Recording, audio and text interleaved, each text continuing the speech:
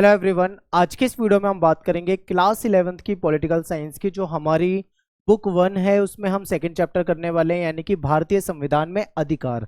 हमारा जो संविधान है, जो इंडियन कॉन्स्टिट्यूशन है, उसके अकॉर्डिंग हमको कुछ अधिकार मिले हुए हैं, कुछ राइट्स मिले हुए हैं। उन राइट्स के ऊपर यानी उन्हीं अधिकारों के ऊपर अपना ये चैप्टर है और ये सीबीएसई के लेटेस्ट सिलेबस के अकॉर्डिंग है। ठीक है, आपको डिटेल में समझाने वाला हूँ। एनसीईआरटी से आपको हो सकता है समझने में दिक्कत हो, लेकिन इस वीडियो को देखने के बाद आपको अच्छे तरीके से चैप्टर समझ में आ जाएगा। ठीक है, गारंटेड है। तो आप बहुत ध्यान से देखिए, 2025-26 के अकॉर्डिंग आपको बताने वाला हूँ। एक बार सिलेबस देखिए। देखिए, अपनी जो बुक 1 है उसमें टोटल जो चैप्टर है वो 10 है। आज हम करने वाले हैं चैप्टर नंबर 2। चैप्टर फर्स्ट हमारा हो चुका है और आज हमारा चैप्टर 2 भी हो जाएगा इसके, और साथ के साथ बहुत जल्दी आपकी ये पूरी बुक जो है वो कंप्लीट करा दूंगा मैं।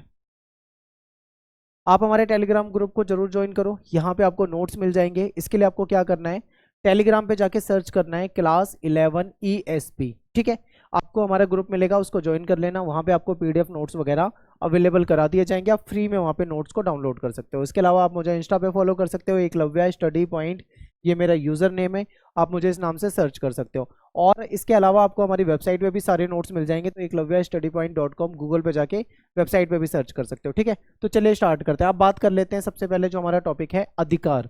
अधिकार यानी कि जो राइट्स होते हैं उसका क्या मतलब होता है, अधिकार किसे कहते हैं और हमको अधिकार की जरूरत क्यों पड़ती है। आप खुद से सोचिए, कल्पना कीजिए कि अगर आपको मान लीजिए कोई अधिकार ही ना हो तो आपका जीवन कैसा होगा। आप सोच भी नहीं सकते हो कि कितनी बुरी हालात हो जाएंगे। ठीक है, अधिकार हमारे जीवन में बहुत जरूरी होते हैं और सबको समान अधिकार मिलने चाहिए, ऐसी बातें भी आपने सुनी होगी। तो चलिए अधिकार को समझते हैं। सबसे पहले देखिए, इसमें 2-3 टॉपिक हैं। हाँ, आपको ये एक बात बता दूं, लास्ट ईयर क्वेश्चन आया हुआ था कि अधिकार से क्या अभिप्राय है। इससे पहले एक क्वेश्चन आया हुआ था कि अधिकार की आवश्यकता हमको क्यों पड़ती है।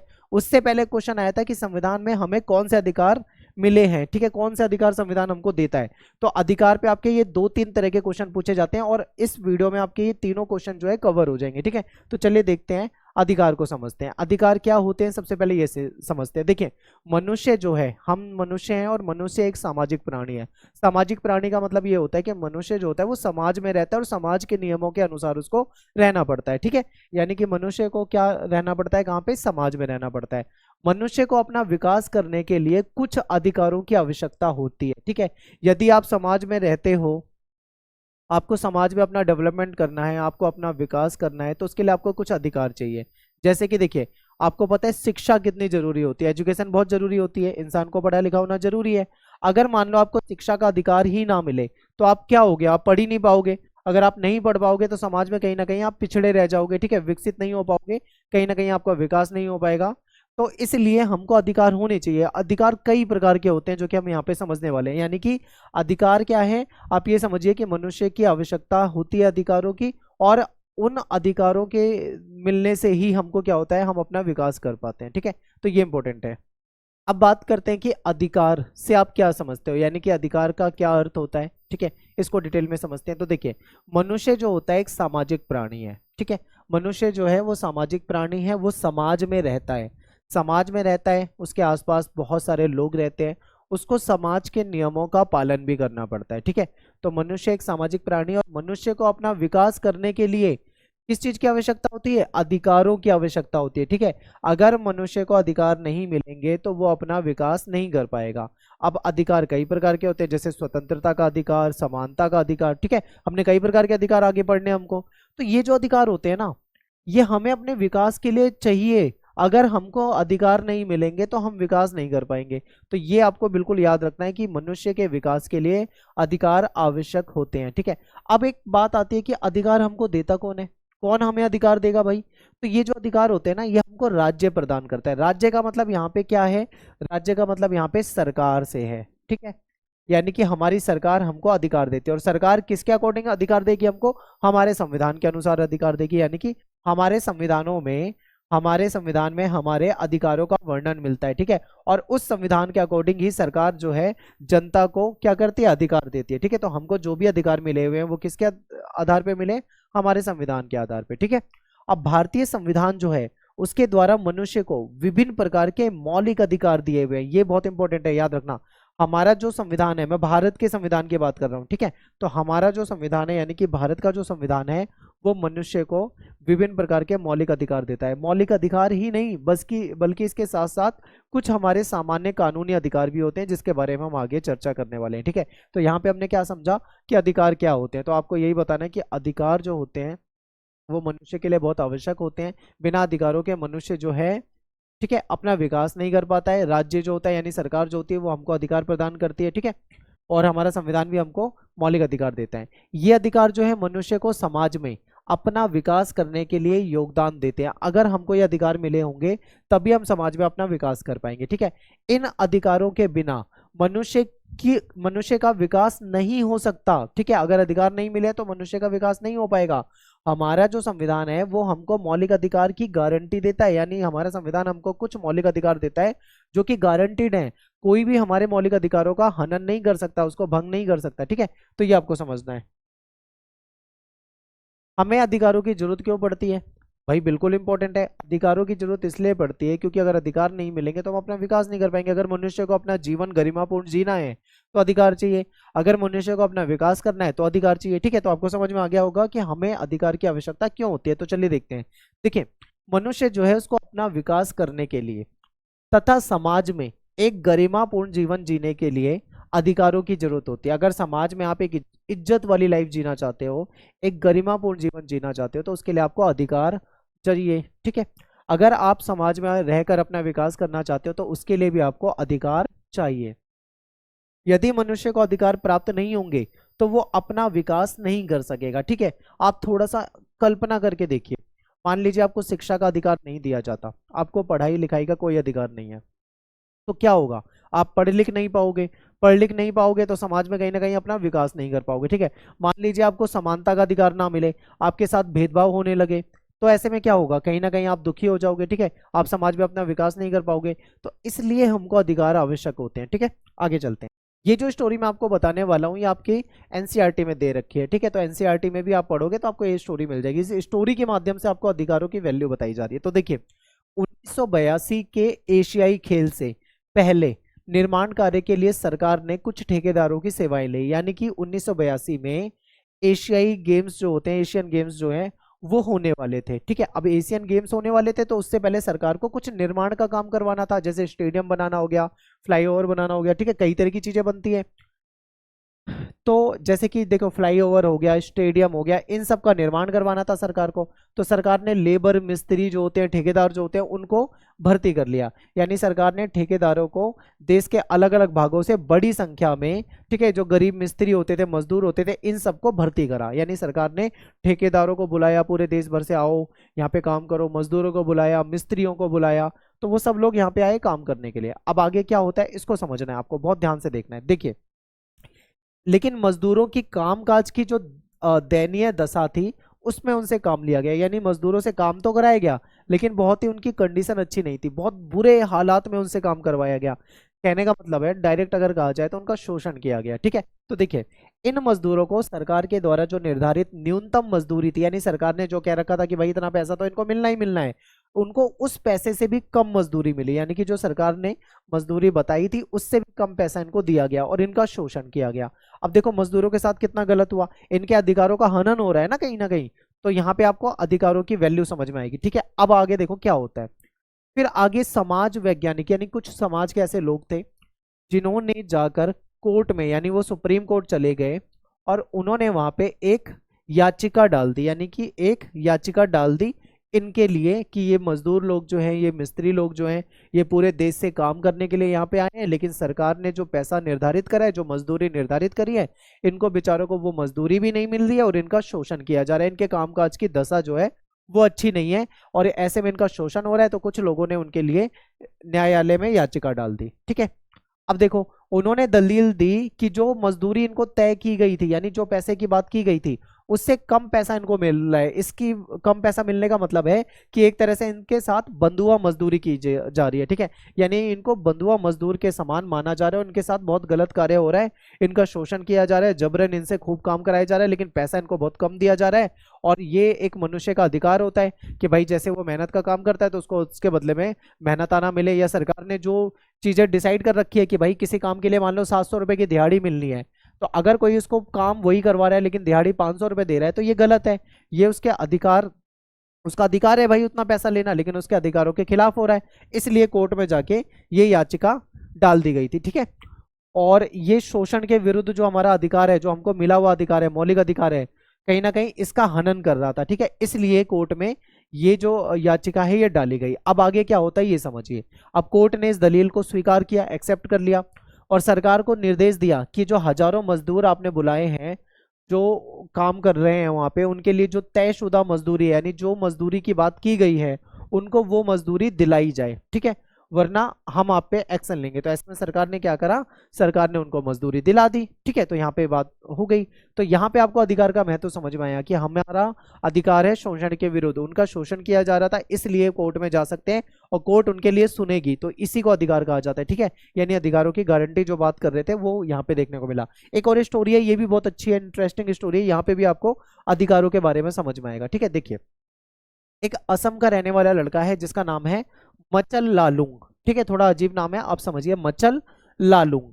ये जो लड़का था इसको गिरफ्तार कर लिया गया था 23 साल की उम्र में। ये उस समय जब गिरफ्तार हुआ था तब ये 23 साल का था। ये जो लालुंग है ये कहाँ का रहने वाला है, असम का रहने वाला है। आखिर आपके मन में क्वेश्चन आएगा कि इसको गिरफ्तार क्यों किया गया। ठीक है, तो देखिए लड़ाई झगड़े का कुछ मामला था, यानी कि इस पे ये इल्जाम लगाया गया था कि इसने किसी को गंभीर चोट पहुंचाई है, यानी कि किसी को मारा पीटा है जिसकी वजह से उस आदमी को चोट लग गई है, इसलिए उसको जेल में डाल दिया गया। ठीक है, फिर मुकदमा हुआ, मुकदमे की सुनवाई हुई। सुनवाई के दौरान ये पाया गया कि ये जो लालुंग था ये मानसिक रूप से काफी बीमार पाया गया, यानी अस्वस्थ था मानसिक रूप से, कुछ मेंटल उसको प्रॉब्लम थी। ठीक है, फिर उसको इलाज के लिए तेजपुर का अस्पताल जो है वहां पे ले गए एक कैदी के रूप में, वहां पे इसका इलाज कराया गया। ठीक है, इलाज हुआ, इलाज चला, ये ठीक भी हो गया, सफलतापूर्वक इसका इलाज हुआ, अब ये बिल्कुल परफेक्ट हो गया। आगे देखिए क्या होता है। डॉक्टरों ने जेल अधिकारियों को 2 बार, यानी 1967 में और 1996 में चिट्ठी लिखी। उन्होंने ये बोला कि ये जो लालुंग था जिसको आप हॉस्पिटल लेकर आए थे ये अब बिल्कुल हेल्दी है, स्वस्थ है, और उस पर जो मुकदमा चलाया जा सकता है। ठीक है, मुकदमा जो है उससे चलाया जा सकता है, अब आगे की जो कोर्ट की कार्रवाई है वो करो। लेकिन किसी ने भी उस पर ध्यान ही नहीं दिया। जो लालुंग है, ठीक है, ये न्यायिक हिरासत में रहा, यानी कि न्यायिक हिरासत में बना रहा, कैद रहा, और मचल लालुंग को जुलाई 2005 में जेल से छोड़ा गया। अब जिस समय ये जेल से छोड़ा गया उस समय इसकी हालत कुछ ऐसी हो गई थी, जब जेल में ले जाया गया था तब ये कुछ इस प्रकार का था, यानी 23 साल का नौजवान लड़का था, लेकिन बाद में जब ये जेल से आया तो ये बूढ़ा व्यक्ति हो चुका था। ठीक है, 54 साल तक ये जेल में रहा और 77 साल की उम्र में इसको जेल से रिहा किया गया। ठीक है, इसकी मुकदमे पे सुनवाई हुई। अब यहाँ पे हमको क्या समझना है, हमको ये समझना है कि यदि हम पर कोई मुकदमा हो जाता है, हमको जेल में डाल दिया जाता है, तो हमारे पास अधिकार होता है। हमारे पास क्या अधिकार होता है भाई, हमारे पास ये अधिकार होता है कि हम अपने मुकदमे की सुनवाई करवा सकते हैं, हम कोर्ट में जा सकते हैं, हमारा वकील हमारे लिए हमारा केस लड़ेगा, और अदालत को हमारे लिए क्या करना पड़ेगा, हमें न्याय देना पड़ेगा, ये होता है। लेकिन इसके साथ बेचारे के साथ क्या हुआ, जेल में ही रहा, ये हॉस्पिटल में रहा, वहां से ठीक हो गया, लेकिन उसके बाद जेल में रहा, इसकी कोई मुकदमे की सुनवाई ही नहीं हुई। अब सुनवाई ना होने के कारण ये इतने साल तक जेल में रहा। सोचो जब गया था जेल में तब कितना जवान रहा होगा, और जब निकला तो कैसा हो गया होगा। तो इतने साल, यानी उसके जीवन के 54 साल जो थे वो उसने जेल में बिताए। ठीक है, जब राष्ट्रीय मानव अधिकार आयोग के द्वारा राज्य में जो कैदी होते थे उनका निरीक्षण किया गया, तब जाके पता लगा कि भाई मालूम जो था इसका ऐसा ऐसा केस था, फिर उसको आजाद होने का अवसर मिला। मचल का पूरा जीवन जो था वो व्यर्थ हो गया, खराब हो गया, क्योंकि उसके मुकदमे की सुनवाई ही कभी नहीं हो पाई, और बेचारा पूरी जिंदगी कहाँ रहा, जेल के अंदर रहा। ठीक है, तो ये यहाँ पे भी कहीं ना कहीं आपको समझ में आ रहा होगा कि अधिकार का क्या महत्व होता है। अधिकार हमको मिले हुए हैं कि भाई हम अपना मुकदमा जो है कोर्ट में ले जा सकते हैं, वकील कर सकते हैं, हमारे मुकदमे पे सुनवाई हो सकती है, लेकिन इसके साथ बेचारे के साथ क्या हुआ, इसके अधिकार का हनन हुआ, ऐसा ऐसा हो गया। तो अधिकार हमारे लिए बहुत इंपॉर्टेंट है, इन दो कहानियों से आपको अच्छे से समझ में आ गया होगा। ठीक है, तो हमारा संविधान जो है हम सभी नागरिकों को जीवन और स्वतंत्रता का अधिकार देता है। इसका मतलब क्या है, इसका मतलब है कि हर नागरिक को अपने मुकदमे जो है वो निष्पक्ष सुनाए जा सकते हैं। ठीक है, अपने मुकदमे पे निष्पक्ष सुनवाई की जा सकती है। तो यहाँ पे हमारा ये टॉपिक खत्म होता है। अब बात करते हैं मौलिक अधिकारों की। ठीक है, अधिकार आपको समझ में आ गए होंगे, अधिकारों का हमारे जीवन में क्या महत्व होता है ये भी आपको अच्छे से समझ में आ गया होगा। अब बात करते हैं कि भारतीय संविधान में मौलिक अधिकार, हमारा संविधान जो है हमको कुछ ऐसे अधिकार देता है जिसकी गारंटी मिलती है, यानी कि हमारा संविधान हमको कुछ मौलिक अधिकार देता है जो गारंटी वाले अधिकार है। गारंटी का मतलब है अगर कोई हमारे उन अधिकारों का हनन करेगा, ठीक है, कोई भी व्यक्ति अगर उन अधिकारों का हनन करेगा तो हम हाई कोर्ट में जा सकते हैं या फिर हम सुप्रीम कोर्ट में जा सकते हैं, ठीक है, उसके खिलाफ, और कोर्ट हमारे उन मौलिक अधिकारों को वापस हमको दिलवाएगा, ठीक है, और जो हनन कर रहा है उसको सजा देगा। तो मौलिक अधिकार के बारे में डिटेल में समझते हैं, यहाँ से आपके पेपर में क्वेश्चन आता ही आता है। ठीक है, तो देखिए हमारा जो संविधान है उसके भाग 3 में यानी पार्ट 3 में 12 से लेकर 35 तक यानी 12 से लेकर 35 तक आपको मौलिक अधिकार का जिक्र मिलता है। ठीक है, संविधान के भाग 3 को भारत का मैग्ना कार्टा भी कहा जाता है, इंपॉर्टेंट है।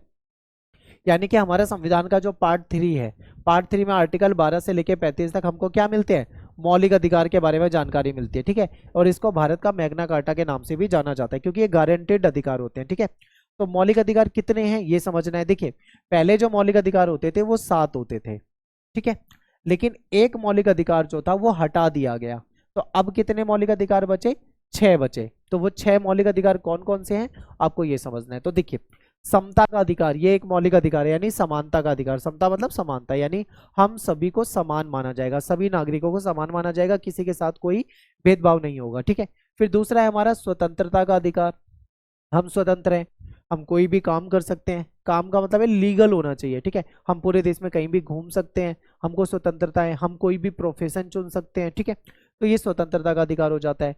फिर शोषण के विरुद्ध अधिकार, यदि हमारा कोई शोषण करता है तो हम उसके खिलाफ कोर्ट में जा सकते हैं। ठीक है, धार्मिक स्वतंत्रता का अधिकार, ये भी मौलिक अधिकार है कि भाई हम जिस भी धर्म को मानते हैं हमें अपने धर्म को मानने की स्वतंत्रता है, अपने धर्म के अनुसार हमको पूजा पाठ करने की स्वतंत्रता है। ठीक है, तो धार्मिक स्वतंत्रता हो जाता है। फिर संस्कृति और शिक्षा संबंधी अधिकार, यानी हमारा जो कल्चर है, ठीक है, हमारी जो संस्कृति है उसको हम कैसे बचा के रख सकें और अपनी शिक्षा कैसे प्राप्त कर सकें, ये सारे अधिकार भी आ जाते हैं। फिर संवैधानिक उपचारों का अधिकार, यदि मान लो कोई हमारे मौलिक अधिकारों का हनन कर रहा है तो हम इसके तहत कोर्ट में जा सकते हैं, हाई कोर्ट या सुप्रीम कोर्ट में। ठीक है, तो ये हमारे मौलिक अधिकार है, 1 2 3 4 5 6। ठीक है, 6 मौलिक अधिकार है, 7 होते थे पहले लेकिन अब 6 बचे हैं। तो वो कौन सा हटाया गया है उस पर भी अभी हम जिक्र करने वाले हैं, तो अभी आपको इतना ध्यान रखना है। ठीक है, आप एक बार यहाँ पे स्क्रीन पे दोबारा देख सकते हैं, मौलिक अधिकार मैं आपको फिर से बताऊंगा। ठीक है, अब यहाँ पे एक चीज बात कर लेते हैं कि पहले मैंने कहा था आपको 7 मौलिक अधिकार होते थे, ठीक है, लेकिन एक मौलिक अधिकार हटा दिया गया था, वो मौलिक अधिकार कौन सा था, तो देखिए आर्टिकल 31 संपत्ति का अधिकार, यानी संपत्ति का अधिकार भी पहले मौलिक अधिकार होता था, ये पहले मौलिक अधिकार हुआ करता था, लेकिन 44वां संशोधन हमारे संविधान में हुआ 1978 में, और उसके तहत ये जो हमारा संपत्ति का मौलिक अधिकार था इसको हटा दिया गया वहां से और इसको एक सामान्य कानूनी अधिकार बना दिया गया। ठीक है, यानी आर्टिकल 301 के तहत ये अब एक सामान्य कानूनी अधिकार है, अब इसको मौलिक अधिकार नहीं कहा जाता है, तो इसको हटाया गया था। तो 7 में से एक ये चला गया, तो अब 6 बचे हुए। ठीक है, अब वो 6 कौन से हैं ये देख सकते हो, यानी समानता का अधिकार आपको आर्टिकल 14 से 18 में जिक्र मिलेगा, फिर 19 से 22 में आपको स्वतंत्रता का अधिकार मिलेगा। इस तरीके से ये सारे मौलिक अधिकार हैं, आप इसको देख सकते हो किस आर्टिकल में क्या है, आपको यहाँ से पता लग जाएगा। ठीक है, आगे चलते हैं। अब बात करते हैं समता का अधिकार यानी समानता का अधिकार। तो देखिए कानून के सामने सभी समान हैं, कानून सबको समान मानेगा, किसी के साथ कोई भेदभाव नहीं करेगा। ठीक है, सभी नागरिकों को समान मानेगा, सभी को कानून का समान संरक्षण मिलेगा। ठीक है, ये हमारा संविधान बोलता है। धर्म के आधार पे, मूल वंश के आधार पे, जाति के आधार पे, लिंग के आधार पे या जन्म स्थान के आधार पे किसी के साथ कोई भी भेदभाव करना गलत है। जैसे बोल देते हैं ना कि ये वहां पैदा हुआ है, वहां ऐसे, या उस जगह उस किसी किसी स्टेट को लेकर लोग बोलते हैं, तो ये सब गलत है। कोई कहीं भी जन्मा हो, कोई किसी भी जाति का हो, कोई भी लिंग हो, ठीक है, चाहे पुरुष हो चाहे महिला हो, किसी के साथ कोई भेदभाव नहीं होगा, सबको समान माना जाएगा। दुकान में, होटल में, कुएं में, तालाब में, स्नान घाटों पे, सड़क पे, यहाँ पे प्रवेश की समानता है, यानी कोई भी व्यक्ति दुकानों पे जा सकता है, होटलों में जा सकता है, ठीक है, स्नान घर में जा सकता है, तालाब में जा सकता है, किसी के साथ कोई भेदभाव नहीं किया जाएगा। रोजगार में अवसर की समानता, यानी जो रोजगार उनको मिला है उसमें सभी को समान अवसर मिलेंगे। ठीक है, सभी लोग उसमें पार्टिसिपेट कर सकते हैं। छुआछूत की समाप्ति आर्टिकल 17 में है, ये आपसे पूछा जाता है पेपर में, इंपॉर्टेंट है। फिर उपाधि नहीं लेगा कोई भी, ठीक है, सरकार या सेना वगैरह जो उपाधि देती है वही मिलेगी, कोई वैसे नहीं ले सकता। तो इस तरीके के अधिकार जो है हमारे समानता के अधिकार में आ जाते हैं। फिर आपका आता है स्वतंत्रता का अधिकार, यानी आपको व्यक्तिगत स्वतंत्रता है, आप जहां चाहे वहां जा सकते हैं, ठीक है, जो दिल करे आप वो कर सकते हैं, लेकिन कोई गैर कानूनी काम नहीं करना है, ठीक है। आप ये सोचो कि भाई मेरा कुछ गलत, कुछ इलीगल काम करने का मन कर रहा है, आप कर लो, तो वो गलत होगा, संविधान उसकी इजाजत नहीं देता। फिर देखो, भाषण करने की स्वतंत्रता है, अभिव्यक्ति का हमको अधिकार है, शांतिपूर्वक तरीके से ये हम कहीं पे जमा हो सकते हैं, सभा कर सकते हैं, ठीक है, संगठित होने का अधिकार है, भारत में कहीं भी आने जाने के लिए, ठीक है, भारत के किसी भी हिस्से में बसने की हमको स्वतंत्रता है, हमको अधिकार है। कोई भी हम पेशा चुन सकते हैं, पेशा का मतलब है कोई भी प्रोफेशन में जा सकते हैं, आप टीचर बनना चाहे टीचर बन जाए, वकील बनना चाहे वकील बन जाए, पढ़ाई लिखाई करके आप बन सकते हैं, कोई मना नहीं करेगा। व्यापार करने का आपको अधिकार है, ठीक है, ये सारा हमारा क्या है, स्वतंत्रता के अधिकार में आ जाता है। इसके बाद देखो, जीवन और जीवन की रक्षा और दैहिक स्वतंत्रता का अधिकार है हमको, अपनी सेल्फ डिफेंस कर सकते हैं, मान लो कोई हमें मारने का प्रयास करे तो हम अपने सेल्फ डिफेंस में अपने आप को बचा सकते हैं, ठीक है, उस पर भी हम लोग हमला कर सकते हैं। फिर शिक्षा का अधिकार, और जो अभियुक्त है, जैसे मान लो कोई गिरफ्तार है तो उसको सजा पाए लोग जो हैं उनके भी कुछ अधिकार होते हैं, ठीक है, उनको भी कुछ अधिकार होते हैं, तो ये सब हमें अधिकार मिलते हैं। शोषण के विरुद्ध अधिकार, मान लो कोई शोषण करता है तो उसके खिलाफ हम जा सकते हैं। तो शोषण के विरुद्ध अधिकार में हम समझते हैं कि जैसे मान लो मानव का दुर्व्यापार हो रहा हो या बंधुआ मजदूरी हो, जैसे कई बार क्या होता है, ह्यूमन ट्रैफिकिंग होती है, लोगों को खरीदा बेचा जाता है, मानव को, लड़कियों को खरीदा बेचा जाता है, ये सब गलत है, ये शोषण के विरुद्ध अधिकार है हमको। बंधुआ मजदूरी कोई किसी से नहीं करवा सकता है। जो वहाँ पे रिस्क वाला काम है, जोखिम वाला काम है, वहाँ पे छोटे बच्चों से मजदूरी कराने पे रोक होती है, ठीक है, जहाँ पे जान जाने का खतरा हो। फिर धार्मिक स्वतंत्रता का अधिकार है हमको, यानी हम अपनी पूजा पाठ कर सकते हैं, आस्था प्रार्थना जो भी हम कर सकते हैं, ठीक है, अपने धर्म को मान सकते हैं। किसी विशिष्ट धर्म की अभिवृद्धि के लिए कर अदायगी की स्वतंत्रता, कुछ शिक्षा संस्थाओं में धार्मिक शिक्षा या उपासना की भी स्वतंत्रता होती है, कुछ जगह पे धार्मिक शिक्षा भी दी जा सकती है। फिर है संस्कृति और शिक्षा संबंधी अधिकार, यानी जो अल्पसंख्यक है वो अपनी लैंग्वेज, अपनी संस्कृति का संरक्षण करने का उनको अधिकार है। अल्पसंख्यक की जो शैक्षिक संस्थाएं होती है, यानी उनके एजुकेशनल जो इंस्टीट्यूट होते हैं उनको वो स्थापित करने का अधिकार होता है, जैसे आप डॉन बॉस्को वगैरह देखते हो या जामिया मिलिया, ठीक है, इस तरीके के जो होते हैं ये स्थापित किए जा सकते हैं। फिर संवैधानिक उपचारों का अधिकार, ये लास्ट है आर्टिकल 32, ये बहुत इंपॉर्टेंट है। अभी तक हम जितने अधिकारों की बात कर रहे हैं वो सब हमारे मौलिक अधिकार थे, ये भी हमारा मौलिक अधिकार है, लेकिन ये सबसे ज्यादा इंपॉर्टेंट है। क्यों इंपॉर्टेंट है ये समझिए। हमने क्या पढ़ा, शोषण के विरुद्ध अधिकार, स्वतंत्रता का अधिकार, समानता का अधिकार, दुनिया भर के अधिकार हम पढ़ रहे हैं। लेकिन अगर कोई हमारे अधिकारों का हनन करता है, यानी मान लीजिए कोई मौलिक अधिकारों का हनन करता है, तो हम कोर्ट में जा सकते हैं। कोर्ट में हम किस आर्टिकल के तहत जा सकते हैं, तो इसके तहत जा सकते हैं, यानी संवैधानिक उपचारों का अधिकार, आर्टिकल 32, यानी मौलिक अधिकार को लागू करवाने के लिए अदालत जाने का अधिकार है हमको। कोई हमारे मौलिक अधिकारों का हनन करता है तो हम कोर्ट में जा सकते हैं। डॉक्टर अंबेडकर जो थे उन्होंने इस अधिकार को संविधान का हृदय और आत्मा कहा है, बहुत इंपॉर्टेंट है, पेपर में पूछा जाता है कि किस मौलिक अधिकार को संविधान का हृदय और आत्मा कहा जाता है, आप आर्टिकल 32 बताओगे, संवैधानिक उपचारों का अधिकार, ठीक है। इसके अनुसार हर नागरिक को यह अधिकार प्राप्त है कि वो अपने मौलिक अधिकारों के उल्लंघन किए जाने पर सीधा हाई कोर्ट में या फिर सुप्रीम कोर्ट में जा सकता है। मान लो अगर आपके कोई मौलिक अधिकारों का हनन करता है तो आप कोर्ट में जा सकते हो, ठीक है। फिर कोर्ट जो होता है उस अधिकार को लागू करवाने के लिए सरकार को आदेश दे सकता है, रिट जारी कर सकता है, ठीक है। ये रिट क्या होता है इसको भी आगे हम डिटेल में पढ़ने वाले हैं। तो यहाँ पे हमने क्या करा, विभिन्न प्रकार के जो मौलिक अधिकार है उसको पढ़ा। अब ये रिट जान लेते हैं। देखिए 5 प्रकार के रिट होते हैं, ठीक है। कितने प्रकार के होते हैं, 5 प्रकार के होते हैं। अगर मान लो कोई व्यक्ति हमारे जो मौलिक अधिकार है उसका हनन करता है तो हम कहाँ जाएंगे, हम कोर्ट में जाएंगे। कोर्ट क्या करेगा, ये 5 प्रकार के रिट जारी करेगा और हमको हमारे मौलिक अधिकार वापस दिलाएगा, ठीक है। तो वो रिट कौन कौन से हैं, पहले नंबर पे है आपका बंदी प्रत्यक्षीकरण, फिर परमादेश, फिर निषेध आदेश, अधिकार परीक्षा और उत्प्रेषण रिट, ठीक है। तो ये रिट है। अब इन रिट को हम एक एक करके समझते हैं, हो सकता है पेपर में कोई एक रिट पूछ लिया जाए, ठीक है। तो देखिए बंदी प्रत्यक्षीकरण का क्या मतलब होता है। बंदी प्रत्यक्षीकरण के द्वारा अदालत यानी जो कोर्ट होती है वो किसी गिरफ्तार व्यक्ति को न्यायालय के सामने प्रस्तुत करने का आदेश देती है, ठीक है। यानी कि इसके तहत क्या होता है, बंदी प्रत्यक्षीकरण जो होता है, इसके तहत अदालत कोई, मान लो कोई गिरफ्तार व्यक्ति है, उसको कोर्ट में पेश करने की बात करेगा। यदि गिरफ्तारी का तरीका मान लो इलीगल पाया गया, गैर कानूनी पाया गया, तो ऐसे में न्यायालय उस व्यक्ति को छोड़ने का आदेश दे देती है। ठीक है, तो देखिए जैसे मान लो जब किसी व्यक्ति को गिरफ्तार किया जाता है तो उसको ले जाते हैं मजिस्ट्रेट के सामने। मजिस्ट्रेट देखता है कि भाई गिरफ्तार किया है ये सही है या गलत है, कहीं ऐसा तो नहीं है बेमतलब में उसको गिरफ्तार कर लिया हो। अगर उसको लगता है कि सही है तो फिर तो ठीक है, कोई दिक्कत नहीं, मुकदमा केस जो भी है चलता रहेगा। लेकिन अगर लगता है कि भाई गलत है तो ऐसे में उसको रिहा किया जा सकता है। ठीक है, वही बात यहाँ पे बताई गई है। यानी कि एक व्यक्ति जिसको मान लो आपके घर पे कभी पुलिस आ जाए, आपको सीधा गिरफ्तार करके ले जाने लगे, तो आपका अधिकार है जानने का कि भाई क्यों गिरफ्तार किया जा रहा है, मैंने क्या क्राइम करा है, कब करा है, बताइए।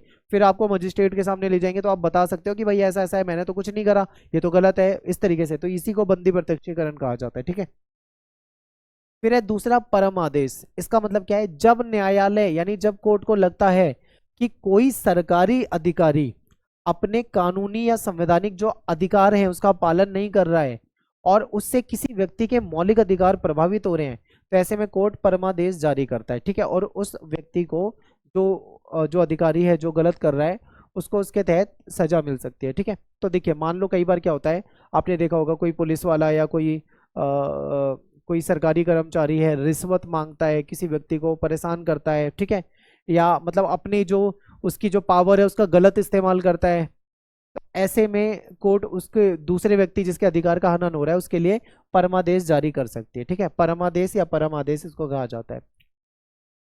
तीसरा है हमारे सामने निषेध आदेश। यानी कि मान लो कोई निचली अदालत अपने अधिकार क्षेत्र का अतिक्रमण करके किसी मुकदमे पर सुनवाई करती है, तो जो ऊपर की अदालत होती है जैसे उच्च न्यायालय या सर्वोच्च न्यायालय हो गई, वो उसको ऐसा करने से रोकने के लिए निषेध आदेश जारी करती है। ठीक है, ये मेनली आदेश जो होता है ये कोर्ट के लिए होता है। मान लो कोई निचली कोर्ट है, ठीक है, वैसे तो कोर्ट का पहले ही सब कुछ डिसाइड होता है कि कौन सी कोर्ट में किस किस मामले को लेके जाया जा सकता है, लेकिन फिर भी मान लो कोई निचली अदालत है किसी ऐसे केस को ले लेती है जो उसका नहीं है, यानी उसके, ठीक है, उसके क्षेत्र अधिकार में नहीं आता है, तो ऐसे में जो ऊपर की कोर्ट है वो उससे उस अधिकार को छीनकर अपने पास उस केस को मंगा सकती है। इसी को निषेध आदेश कहा जाता है। ठीक है, तो इस प्रकार से रिट जारी की जाती है। फिर अधिकार परीक्षा, यानी जब अदालत को लगता है कि कोई व्यक्ति ऐसे पद पे नियुक्त हो गया है यानी जिसके वो लायक नहीं था, ठीक है, यानी कि कोई व्यक्ति ऐसे पद पे नियुक्त हो गया है जिस पर उसका कोई कानूनी अधिकार नहीं है, कानूनी हक नहीं है, तब न्यायालय अधिकार परीक्षा आदेश के द्वारा उसे उस पद पर काम करने से रोक सकती है। ठीक है, कई बार क्या होता है कि कुछ लोग क्या होते हैं गलत तरीके से किसी पद पर बैठ जाते हैं, यानी कोई पोस्ट ले लेते हैं, रिश्वत दे के कोई नौकरी वगैरह ले लेते हैं।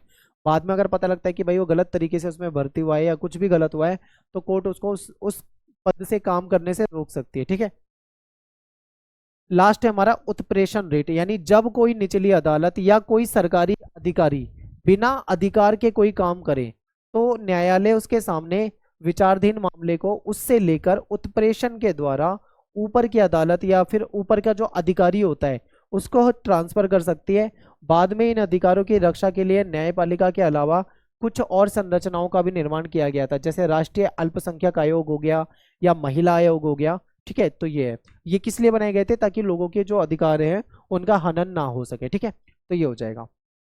अब यहाँ पे चलो हमने 5 प्रकार की रिट जारी कर ली, रिट के बारे में पढ़ लिया, सॉरी, जो हमारी कोर्ट जारी करती है। अब रिट में से पता है 5 में से पांचों नहीं आती, कभी भी पेपर में कोई एक रिट आ जाएगी। मान लो जैसे उत्प्रेषण रिट क्या होता है बताइए, अधिकार परीक्षा क्या होता है, परमादेश का क्या मतलब है। ठीक है, इस तरीके से पूछा जाता है। अब यहाँ पे एक और टॉपिक है जो कि बहुत इंपॉर्टेंट है, मुझे लगता है कि ये पूछा जा सकता है पेपर में, इसको अच्छे से पढ़ के जाना। निवारक नजरबंदी। अब ये निवारक नजरबंदी का क्या मतलब होता है ये समझ लो, क्योंकि पेपर में ये क्वेश्चन पूछा जा सकता है। देखिए, किसी व्यक्ति को तब गिरफ्तार करते हैं जब उसने कोई अपराध करा हो। आपने यही सुना होगा ना, कोई भी व्यक्ति तब गिरफ्तार होगा ना जब उसने कोई क्राइम करा हो। बिना क्राइम के, बिना अपराध के थोड़ी किसी को गिरफ्तार कर लिया जाएगा। लेकिन यहाँ पे हो जाता है भाई गिरफ्तार। कैसे हो जाता है समझते हैं। देखिए, नॉर्मल केस में क्या होता है, जब कोई व्यक्ति गिरफ्तार तभी किया जाएगा जब उस व्यक्ति ने कोई गलत काम करा होगा, कोई अपराध किया होगा। लेकिन कभी कभी किसी व्यक्ति को इस आशंका यानी शक के आधार पे, ठीक है, शक के आधार पर गिरफ्तार किया जा सकता है कि वो कोई गैर कानूनी काम करने वाला है। ठीक है, मान लो कोई व्यक्ति है, उसने गैर कानूनी काम करा नहीं है, लेकिन वो तैयारी कर रहा है गैर कानूनी काम करने की। ठीक है, और वो कर सकता है। तो ऐसे में अगर पुलिस को पता लग जाएगा तो क्या पुलिस इंतजार करेगी कि जैसे मान लो कोई आतंकवादी है, वो कहीं पे बम फोड़ने वाला है, उड़ाने वाला है किसी जगह को, तो क्या पुलिस इंतजार करेगी कि नहीं पहले तुम बम फोड़ दो फिर हम तुमको आगे गिरफ्तार करेंगे? नहीं, पुलिस को पता लगेगा तो उसको पहले ही गिरफ्तार करेगी ताकि लोगों को नुकसान ना पहुंचे। किस आधार पे गिरफ्तार करेगी? आशंका या शक के आधार पे, यानी उस पुलिस को शक है कि भाई फलानी जगह पे कुछ गलत होने वाला है और कोई व्यक्ति उसमें संलग्न है, तो पुलिस उसको गिरफ्तार कर सकती है। तो किस कानून के तहत कर सकती है? तो उसको निवारक नजरबंदी कहा जाता है। निवारक नजरबंदी का मतलब है किसी को शक के आधार पे गिरफ्तार करना। ठीक है, शक के आधार पे, तो ये इंपॉर्टेंट है। आगे देखो फिर क्या होता है।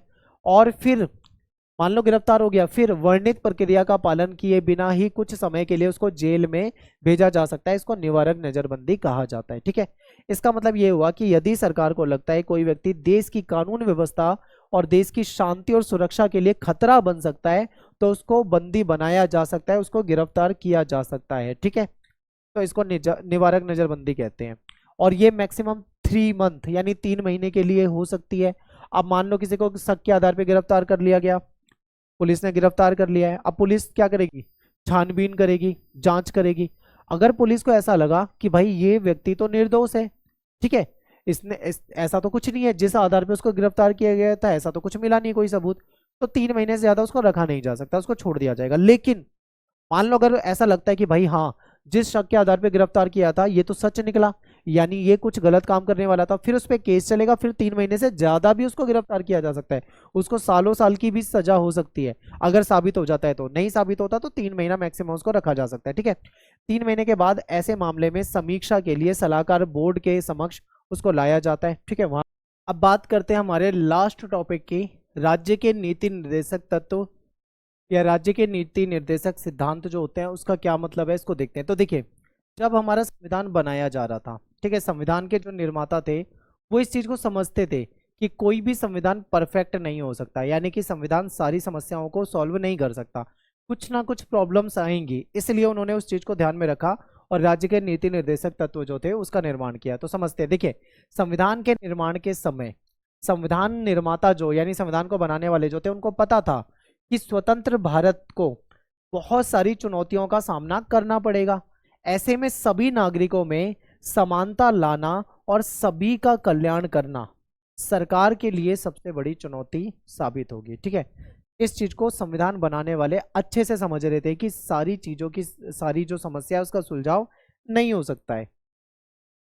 तो उन लोगों ने ये भी सोचा कि इन समस्याओं को हल करने के लिए कुछ नीतिगत निर्देश जरूरी है, यानी कि ये जो प्रॉब्लम्स है इसको कैसे हल किया जा सकता है, तो कुछ पॉलिसी बनानी पड़ेगी।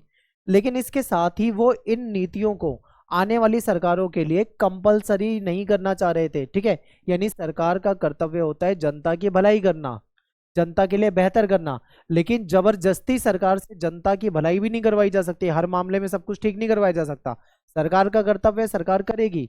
तो संविधान निर्माता इस चीज को जानते थे, इसलिए संविधान निर्माताओं ने भारतीय संविधान में कुछ निर्देशक तत्वों का समावेश तो किया। ठीक है, यानी कुछ निर्देशक तत्व डाले, लेकिन उनको न्यायालय के माध्यम से लागू करवाने की व्यवस्था नहीं की गई। यहाँ पे क्या अंतर है? मौलिक अधिकार और नीति निर्देशक तत्व में अंतर क्या है? मौलिक अधिकार भी जनता की भलाई के लिए, हमको हमारे भलाई के लिए तो हमको अधिकार मिले हैं मौलिक अधिकार। नीति निर्देशक तत्व भी जनता की भलाई की ही बात करते हैं, लेकिन दोनों में फर्क जो है वो ये है कि मौलिक अधिकारों की गारंटी है, कोई उसका हनन करता है तो आप कोर्ट में जा सकते हो, लेकिन नीति निर्देशक तत्वों के लिए कोई गारंटी नहीं है। ठीक है, उसको आप न्यायालय यानी कोर्ट के सामने चैलेंज नहीं कर सकते हो, कोर्ट में नहीं ले जा सकते हो। ठीक है, इसका मतलब क्या हुआ? इसका मतलब ये हुआ कि यदि सरकार किसी निर्देश को लागू नहीं करती तो हम न्यायालय में जाकर ये मांग नहीं कर सकते कि उसे लागू कराने के लिए न्यायालय सरकार को आदेश दे, क्योंकि सरकार चाहे तो नीति निर्देशक तत्वों को लागू कर सकती है, सरकार ना चाहे तो नहीं कर सकती है, कोई व्यक्ति कोर्ट में नहीं जा सकता। ठीक है, जब सरकार को लगेगा कि भाई इस चीज को लागू किया जाए, यहाँ पे जनता का नुकसान हो रहा है, इस चीज को करे, तो सरकार करेगी, सरकार को लगता है नहीं करना तो नहीं करेगी। कंपलसरी नहीं है, इसीलिए नीति निर्देशक तत्व रखे गए। ठीक है, इसीलिए कहा जाता है कि नीति निर्देशक तत्व जो है ये वाद योग्य नहीं है। वाद का मतलब इस पे वाद विवाद चर्चा बहस नहीं हो सकती है। इसका मतलब ये हुआ कि ये संविधान का एक हिस्सा तो जरूर है जिसे न्यायपालिका के द्वारा लागू नहीं कराया जा सकता। ठीक है, यानी ये संविधान का हिस्सा जरूर है लेकिन इसको हमारी जो न्यायपालिका है वो उसके माध्यम से इसको लागू नहीं कराया जा सकता। ये सरकार का मन करेगा तो करेगी। ठीक है, लागू। आई होप आपको समझ में आया होगा। अभी भी अगर आपके मन में डाउट है तो मैं आपको थोड़ा आसान भाषा में समझाता हूँ। देखिए, समाज में बहुत सारी कमियां रहती हैं। ठीक है, सरकार का फर्ज होता है, सरकार का मतलब जिम्मेदारी होती है कि उन कमियों को दूर करे, जनता के लिए बेहतरीन मतलब व्यवस्था बने। लेकिन कई बार क्या होता है, सरकार के लिए पॉसिबल नहीं होता। हो सकता है सरकार के पास संसाधन ना हो, सरकार के पास पैसा ना हो, सरकार के पास मैन पावर ना हो, सरकार के पास समय ना हो, या XYZ कोई भी रीजन उसका हो सकता है। ठीक है, तो ऐसे में सरकार पे हम दबाव नहीं बना सकते, कोर्ट में नहीं जा सकते उस मुद्दे को लेकर, ये बताया गया है। आगे देखो, नीति निर्देशक तत्व क्या है, तो ये वो लक्ष्य और उद्देश्य हैं जो एक समाज के रूप में हमें स्वीकार करने चाहिए। ठीक है, नीति निर्देशक तत्व क्या है, ऐसे लक्ष्य या उद्देश्य हैं जो समाज के रूप में स्वीकार करे जाने चाहिए। वे अधिकार जो नागरिकों को मौलिक अधिकारों के अलावा मिलने चाहिए, ये इंपॉर्टेंट है। देखिए, मौलिक अधिकार में मनुष्य को कुछ अधिकार मिल गए हैं लेकिन उसके अलावा भी कुछ अधिकारों की जरूरत है, उसको नीति निर्देशक तत्वों में रख लिया गया है। ठीक है, सरकार चाहे तो उसको कर सकती है। जैसे कि एक एग्जांपल है, समान काम के लिए समान वेतन। यानी जैसे मान लो कोई महिला है वो टीचर है, ठीक है, एक पुरुष है वो टीचर है, दोनों की पोस्ट सेम है, दोनों का काम सेम है, तो अब ऐसे में दोनों को वेतन जो मिलेगा वो सेम मिलेगा, यानी बराबर मिलेगा। ये नीति निर्देशक तत्वों में आता है। ठीक है, और नीति निर्देशक तत्व के तहत इसको लागू भी किया गया है। आगे देखो, ऐसी नीतियां जिन्हें सरकार को स्वीकार करनी चाहिए, जो पॉलिसी सरकार को स्वीकार करनी चाहिए, वो सब नीति निर्देशक तत्वों में आ जाती है। ठीक है, सरकार समय समय पे कुछ नीति निर्देशक तत्वों को लागू करने का प्रयास भी करती है, सरकार ने करा है। जैसे कि आपके सामने एग्जाम्पल है, जैसे कि देखो, जमींदारी कानून का उन्मूलन करना, यानी जमींदारी कानून को खत्म करना, ये सरकार ने करा है, नीति निर्देशक तत्वों में आता है क्योंकि जनता की भलाई के लिए करा है। बैंकों का राष्ट्रीयकरण सरकार ने करा है, ठीक है, ये भी नीति निर्देशक तत्व में आएगा। फैक्ट्री अधिनियम हो गया, कुटीर लघु उद्योग को प्रोत्साहन देना हो गया, न्यूनतम मजदूरी निर्धारण कि भाई इतना पैसा तो मिलेगा ही मिलेगा, अनुसूचित जाति और जो जनजाति है उसके उन्नयन के लिए आरक्षण की व्यवस्था करना, ये सब नीति निर्देशक तत्व है और सरकार ने इनका क्या करा है, प्रयास भी करा है। इसके अलावा शिक्षा का अधिकार हो गया, पूरे देश में पंचायती राज व्यवस्था लागू करना हो गया, रोजगार की गारंटी, मिड डे मील योजना, ये सब सरकार ने करने का प्रयास किया है। ठीक है, तो नीति निर्देशक तत्व में वो चीजें आती है जो जनता की भलाई के लिए की जाती है, लेकिन सरकार को उसके लिए बाध्य या मजबूर नहीं किया जा सकता, उसके लिए कोर्ट में नहीं जाया जा सकता। मौलिक अधिकार तो आपको गारंटेड मिलते हैं, आप कोर्ट में जा सकते हो, लेकिन उसके लिए नहीं जाया जा सकता। ठीक है, तो ये आपको दोनों में अंतर पता लग गया। अब नीति निर्देशक तत्व और मौलिक अधिकार जो है इनको थोड़ा समझते हैं, इनके बीच में क्या संबंध है, ये कैसे एक दूसरे के से जुड़े हुए हैं, इसको समझते हैं। तो देखिए, नीति निर्देशक तत्व और मौलिक अधिकार के संबंध को समझते हैं। मौलिक अधिकार और नीति निर्देशक तत्व एक दूसरे के पूरक के रूप में देखा जा सकता है, यानी कि जहां पे मौलिक अधिकार जनता के लिए काम करते हैं वहां तो ठीक है, लेकिन जो कमी रह जाती है उसको पूरा करने के लिए नीति निर्देशक तत्व आ जाते हैं, DPSC इसको कहा जाता है। जहां मौलिक अधिकार सरकार के कुछ कार्यों पे, हाँ, मौलिक अधिकार सरकार के कामों पे बैन लगाते हैं, प्रतिबंध लगाते हैं कई जगह पे, लेकिन नीति निर्देशक तत्व जो है वो सरकार को कुछ काम करने के लिए मोटिवेट करते हैं। एक एग्जाम्पल से समझाता हूँ। पहले मौलिक अधिकार होता था संपत्ति का अधिकार, लोगों के पास बहुत संपत्ति थी, कुछ जमींदार ऐसे होते थे जिनके पास इतनी भूमि होती थी, बहुत भूमि थी, बहुत जमीन थी, लैंड इतनी थी उनके पास कि आप सोच ही नहीं सकते। लेकिन कुछ गरीब लोग थे जिनके पास, जो किसानी खेती करते थे, पर उनके पास 1 इंच भी जमीन नहीं थी। तो सरकार को लगा कि ये तो गलत है, एक आदमी ऐसा है जो खेती नहीं कर रहा है उसके पास इतनी ज्यादा जमीन है, एक आदमी ऐसा है जो खेती कर रहा है उसके पास 1 इंच भी जमीन है, बेचारा दूसरे की खेत में जाके खेती करता है।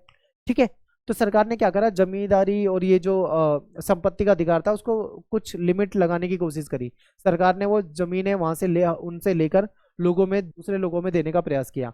तो ये क्या था, इसी तरीके से संपत्ति का अधिकार का हनन हो रहा था, तो वो लोग चले गए कोर्ट में, यानी मौलिक अधिकार होता था संपत्ति का अधिकार, तो लोग कोर्ट में चले गए। समझ रहे हो, यानी कि मौलिक अधिकार कहीं ना कहीं प्रतिबंध लगाने की बात करते हैं, तो दूसरी तरफ नीति निर्देशक तत्व जो है वो कुछ काम करने के लिए प्रेरणा देते हैं, यानी सरकार जनता की भलाई के लिए काम करना चाह रही थी। नीति निर्देशक सिद्धांत क्या है, सरकार को मोटिवेट कर रहे हैं कि जनता की भलाई के लिए काम करो, लेकिन मौलिक अधिकार कई बार कुछ रुकावटें डालते हैं। मौलिक अधिकार व्यक्ति के अधिकारों की बात करते हैं, बहुत इंपॉर्टेंट है। मौलिक अधिकार हमेशा व्यक्ति, इंडिविजुअल की बात करेगी। जैसे उसके मौलिक अधिकार का हनन हो रहा है, उसके मौलिक अधिकार का हनन हो रहा है, उसको उसका शोषण हो रहा है, उसका शोषण हो रहा है, इस तरीके की बात करते हैं मौलिक अधिकार। लेकिन जो डीपीएससी होते हैं ना, या जो जिसको नीति निर्देशक तत्व कहा जाता है, ठीक है, इसको डीपीएससी कहा जाता है। लेकिन ये जो है ना, ये मनुष्य की मतलब इंडिविजुअल की बात ना करके समाज की भलाई की बात करता है। ठीक है, समाज यानी समाज, लोगों के साथ कैसे भला हो, लोगों का कैसे विकास हो, लोगों की बात करता है। तो ये दोनों में फर्क है, आप ये भी बता सकते हो। नीति निर्देशक तत्व जो है पूरे समाज के अधिकारों की बात करता है, किसी एक व्यक्ति की बात नहीं करता, जबकि मौलिक अधिकार एक एक व्यक्ति की बात करता है। कभी कभी नीति निर्देशक तत्वों को लागू करने में मौलिक अधिकार टकरा जाते हैं, आपस में विवाद हो जाता है। जैसे कि देखो, सरकार जमींदारी उन्मूलन कानून लेकर आ रही थी, यानी नीति निर्देशक तत्व के अकॉर्डिंग ये कानून ला रही थी, गरीबों की भलाई के लिए ला रही थी, लेकिन संपत्ति का अधिकार जो कि मौलिक अधिकार होता था, उससे वो टकराव हो गया, कहीं ना कहीं ऐसा भी हो जाता है। ठीक है, तो ये समझना था आपको। एग्जाम्पल आपके सामने, जब सरकार ने जमींदारी उन्मूलन कानून बनाने का प्रयास किया, तब समाज के कुछ लोग इसका विरोध करने लगे। उन्होंने कहा कि कानून हमको ये जो हमारे जो मौलिक अधिकार हैं, सरकार उसका हनन कर रही है, ये तो हमको अधिकार मिला हुआ है। लेकिन सरकार ने समाज के हित के लिए जमींदारी उन्मूलन कानून लेकर आ रही थी, यानी जनता की भलाई के लिए ये कानून ला रही थी। तो यहाँ पे आपको टकराव देखने को मिलता है। ठीक है, चलो ये सब हो गया। ठीक है, अब यहाँ पे ना एक सबसे बड़ी बात है मौलिक कर्तव्य। ठीक है, हम मौलिक अधिकार की बहुत बात करते हैं। मौलिक अधिकार मतलब हमको अधिकार मिलने चाहिए, हमारा शोषण वाला अधिकार, हमारा समानता का अधिकार, ऐसी बात करते हैं। लेकिन कभी आपने ये सोचा है कि हमारे भी तो कुछ कर्तव्य होंगे? अगर सरकार और संविधान, यानी संविधान अगर हमको कुछ अधिकार देता है, मौलिक अधिकार देता है, जिसकी गारंटी देता है, तो हम भी तो सरकार को बदले में, संविधान को, अपने देश को बदले में कुछ दें। हमारा भी तो कुछ फर्ज बनता है। जो हमारा फर्ज बनता है, हमारी जो जिम्मेदारी बनती है, उसको मौलिक कर्तव्य कहा जाता है। पहले संविधान में नहीं था, बाद में इसको जोड़ा गया है। ठीक है, मौलिक कर्तव्य क्या है ये समझिए। 42वां संविधान संशोधन हुआ 1976 में। नागरिकों के मौलिक कर्तव्यों की सूची जो थी आर्टिकल 51A में, उसको जोड़ा गया। इसके अनुसार नागरिकों को 11 मौलिक कर्तव्य मिले हुए हैं। ठीक है, हमारे 11 मौलिक कर्तव्य हैं। अब मौलिक कर्तव्य क्या है, वो बहुत सिंपल है। सबसे पहला देखो क्या है कि हमारा कर्तव्य यह है कि हमको अपने संविधान का पालन करना चाहिए, हमें अपने देश के झंडे तिरंगे का सम्मान करना चाहिए, हमें अपने राष्ट्रगान का सम्मान करना चाहिए। राष्ट्रगान जब स्कूल में होता है तो हम खड़े हो जाते हैं ना पोजीशन में, या हम कहीं चल रहे होते हैं तो हम खड़े हो जाते हैं। क्यों? क्योंकि हम उसका सम्मान करते हैं, हमको करना चाहिए, यह हमारा कर्तव्य है, अंदर से आनी चाहिए फीलिंग। ठीक है, तो ये मौलिक कर्तव्य होते हैं। राष्ट्रीय आंदोलन को प्रेरित करने वाले जो हमारे आदर्श हैं, उनको हृदय में संजोए रखना। यानी जो व्यक्ति जिन्होंने राष्ट्रीय आंदोलन में, यानी जो हमारे देश को आजाद करने के लिए जिन्होंने अपनी जान दे दी, ठीक है, हमें उनके प्रति सम्मान रखना चाहिए, अपने दिल में उनको बसा के रखना चाहिए। ठीक है, ये बातें हैं। और हमारा क्या कर्तव्य है, हमें अपने देश की संप्रभुता का ख्याल रखना चाहिए, देश की एकता और अखंडता की रक्षा करनी चाहिए, देश के लिए हमें अपनी जान तक दे देनी चाहिए, ये हमारा मौलिक कर्तव्य है। ठीक है, राष्ट्र की रक्षा और सेवा के लिए हमें हमेशा तैयार रहना चाहिए, देश की रक्षा के लिए दिन रात तैयार रहना चाहिए। चाहे रात में 12 बजे अगर जरूरत पड़े देश की आपको, तो आपको तुरंत खड़े होना चाहिए देश के लिए। ठीक है, ये होना चाहिए, ये हमारे मौलिक कर्तव्य हैं। नागरिकों में भाईचारे का निर्माण करना चाहिए, आपस में भाईचारा हो, एक दूसरे से दोस्ती हो। ठीक है, हमें अपने प्राकृतिक पर्यावरण का संरक्षण करना चाहिए, पेड़ पौधों को काटना नहीं चाहिए, बल्कि ज्यादा से ज्यादा पेड़ पौधे लगाने चाहिए, हमें पर्यावरण की रक्षा करनी चाहिए। हमारी जो सामाजिक संस्कृति है, हमारा जो गौरवशाली परंपरा है, हमें उसको समझना चाहिए। ठीक है, उसका सम्मान करना चाहिए, सब मौलिक कर्तव्य हैं। वैज्ञानिक दृष्टिकोण अपनाना चाहिए, सार्वजनिक संपत्ति को सुरक्षित रखना चाहिए, सार्वजनिक संपत्ति को नुकसान नहीं पहुंचाना चाहिए। आपने देखा कई जगह तोड़ फोड़ करते रहते हैं, दंगे कर देते हैं, वो सब हमारे देश की संपत्ति, उसको नुकसान नहीं पहुंचाना चाहिए। ठीक है, हमें अपनी सामूहिक गतिविधि हो गई या फिर विभिन्न जो अन्य क्षेत्र हैं, उसमें बेहतर से बेहतर करने का प्रयास करना चाहिए। तो ये कुछ कर्तव्य हैं, देश का सम्मान करना, राष्ट्र का सम्मान करना, माता पिता का सम्मान करना। ठीक है, और माता पिता की जिम्मेदारी है कि 6 से 14 साल के सभी बच्चों को प्राइमरी एजुकेशन जो है उपलब्ध कराना चाहिए। ये बाद में जोड़ा गया था, ये कर्तव्य पहले नहीं होता था। ठीक है, तो इस तरीके से हमारे कुछ मौलिक कर्तव्य होते हैं। मौलिक अधिकार की बात बहुत कर ली, मौलिक कर्तव्य भी हमें अपनाने चाहिए। ठीक है, तो यहाँ पे अपना जो चैप्टर ये खत्म हो जाता है। आई होप आपको अच्छे से समझ में आया होगा। मिलते हैं आपसे नेक्स्ट वीडियो में। Thanks for watching. जय हिंद, जय भारत।